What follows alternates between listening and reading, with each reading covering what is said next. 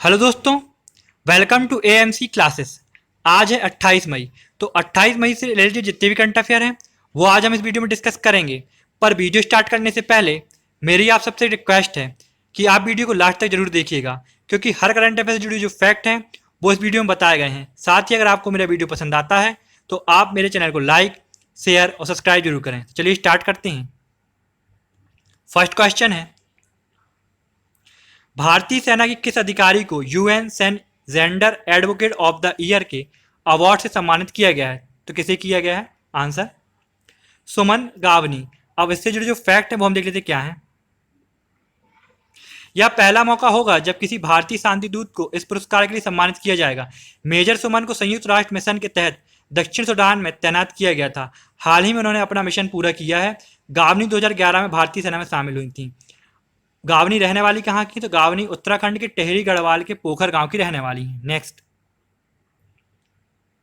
संयुक्त राष्ट्र ने हाल ही में युवाओं के लिए टॉप 10 वैश्विक पहलों में भारत के किस राज्य की खुडोल पहल की सराहना की है? तो किस राज्य की खुडोल पहल की सराहना की है? मणिपुर। अब इससे जुड़े जो फैक्ट है वो हम देख लेते क्या है। खुडोल पहल इम्फाल स्थित एनजीओ या ऑल द्वारा शुरू किया गया है। खुडोल पहल के जरिए एचआईवी से प्रभावित लोगों, दैनिक मजदूरी कमाने वाले बच्चों और किशोरों के भोजन, स्वास्थ्य और स्वच्छता आवश्यकताओं की आपूर्ति को सुनिश्चित करने के लिए किया गया है। यह लोगों द्वारा जुटाई गई कोष वाली एक पहल है, जिसमें लगभग 2000 परिवारों और व्यक्तियों की बुनियादी जरूरतों को पूरा करने के लिए 100 स्वयं सेवकों का एक नेटवर्क तैयार किया गया है। इस पहल को शीर्ष 10 वैश्विक पहलों में शामिल United nation secretary general on youth द्वारा किया गया है। नेक्स्ट, भारत सरकार ने किसे नाइजर गणराज्य में भारत का नया राजदूत नियुक्त करने की घोषणा की है? तो किसे की है? प्रेम के नायर को। अब इससे जुड़े जो फैक्ट हम देख लेते क्या है। प्रेम के नायर वर्तमान में हम्बन टोटा में भारत के महावाणिज्य दूत के रूप में तैनात हैं। यह किसका स्थान लेंगे? तो यह लेंगे राजेश अग्रवाल का। अब नाइजर की राजधानी क्या है? नियामी। नाइजर की मुद्रा क्या है? पश्चिम अफ्रीकी CFA फ्रैंक। और नाइजर के राष्ट्रपति कौन है? महामदो इस्सोफो। कौन है? महामदो इस्सोफो। नेक्स्ट, केंद्रीय सड़क परिवहन मंत्री नितिन गडकरी ने चार धाम कनेक्टिविटी परियोजना के तहत बनाए जा रहे मार्ग में किस जगह सुरंग का उद्घाटन किया है? तो किस जगह किया है? चंबा। अब इससे जुड़े जो फैक्ट है वो हम देख लेते क्या है। केंद्रीय सड़क परिवहन मंत्री नितिन गडकरी ने चंबा में चार धाम कनेक्टिविटी परियोजना के तहत बनाए जा रहे मार्ग में एक हिस्से के रूप में एक 440 मीटर लंबी सुरंग का उद्घाटन किया है। इस सुरंग में चार धाम राजमार्ग NH94 के ऋषिकेश, धरासू और गंगोत्री खंड पर यात्रियों द्वारा लगने वाले समय को काफी कम किया जाएगा।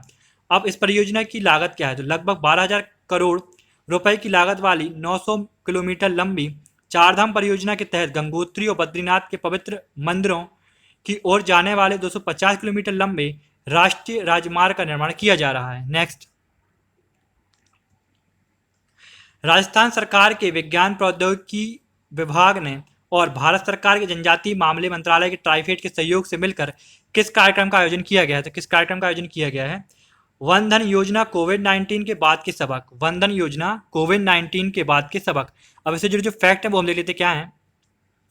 इस वेबिनार का आयोजन आप अपनी स्कीम जाने व्याख्यान श्रृंखला के तहत किया गया है। इस वेबिनार को जनजातीय मामले मंत्रालय के ट्राइफेड के प्रबंध निदेशक प्रवीर कृष्णा ने संबोधित किया है। नेक्स्ट, कौन सा राज्य राष्ट्रीय खेल 2022 की मेजबानी करेगा? तो कौन सा राज्य करेगा? मेघालय। अब इससे जुड़े जो फैक्ट है वो हम देख लेते क्या है। मेघालय पूर्वोत्तर का तीसरा राज्य होगा जो राष्ट्रीय खेलों की मेजबानी करेगा। इससे पहले मणिपुर और असम क्रमशः 1999 और 2007 में इसका आयोजन कर चुके हैं। मेघालय में 2022 में होने वाले राष्ट्रीय खेलों के लिए तेंदुआ शुभंकर का रूप धारण करेगा। 2022 में मेघालय की स्थापना के लिए पूरे 50 साल हो जाएंगे। कितने साल हो जाएंगे? 50 साल। नेक्स्ट, भारतीय जीवन बीमा निगम ने वरिष्ठ नागरिकों के लिए सामाजिक सुरक्षा प्रदान करने के लिए किस योजना को शुरू करने का ऐलान किया है? तो किस योजना को शुरू करने का ऐलान किया है? प्रधानमंत्री वय वंदना योजना। अब इससे जुड़े जो फैक्ट है वो हम देख लेते क्या है।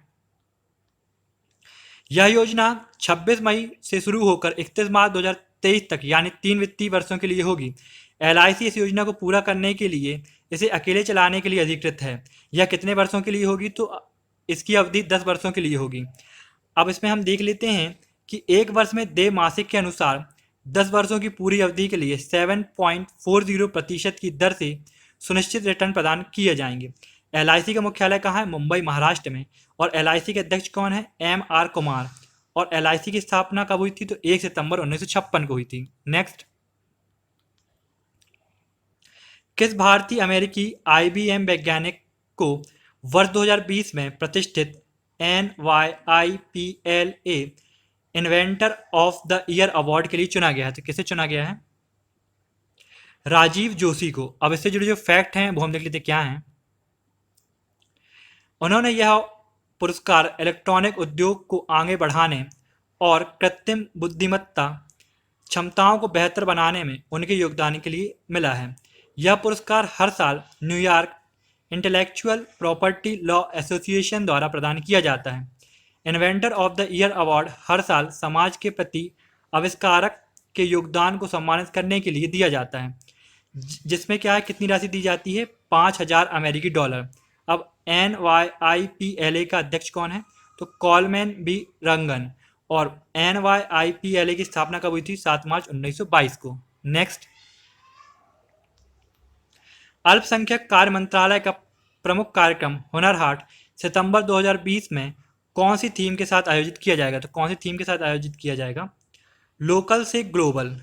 लोकल से ग्लोबल। अब इससे जुड़े जो फैक्ट हैं वो हम देख लेते क्या हैं। यह मंच देश के विभिन्न हिस्सों के दस्तकारों और शिल्पकारों के लिए अपनी कला और शिल्प का प्रदर्शन करने का एक महत्वपूर्ण मंच है। इस मंच ने पिछले 5 वर्ष में 5 लाख से ज़्यादा भारतीय दस्तकारों, शिल्पकारों, पाठशाला संबंधी और उनसे जुड़े अन्य लोगों को रोजगार के अवसर प्रदान किए हैं। अल्पसंख्यक मामलों के मंत्री कौन है? मुख्तार अब्बास नकवी। और अल्पसंख्यक मामलों के राज्य मंत्री कौन है? किरण रिजिजू। नेक्स्ट, किस फिनटेक स्टार्टअप ने छोटे और मध्यम उद्यमों और स्टार्टअप्स के लिए नए भुगतान समाधान शुरू करने के लिए पेमेंट तकनीक में प्रमुख वीज़ा के साथ साझेदारी की है? तो किसने की है? जैगल। अब इससे जुड़े जो फैक्ट है वो हम देख लेते क्या हैं। फिनटेक स्टार्टअप जैगल और वीज़ा दोनों कंपनियां SME और स्टार्टअप की उत्पादकता और दक्षता बढ़ाने की दिशा में काम करेंगी। ये प्रक्रियाओं को स्वचालित बनाएंगी और लागत को कम करने के लिए साथ साथ आसान और तेज क्रेडिट पर ध्यान केंद्रित करेंगी। तेज क्रेडिट एक विशिष्ट कार्ड के माध्यम से उपलब्ध कराया जाएगा, जिसमें क्रेडिट के साथ विदेशी मुद्रा प्रीपेड भी होगा। दोस्तों, इस वीडियो की PDF प्राप्त करने के लिए डिस्क्रिप्शन पर दी हुई लिंक पर क्लिक करें।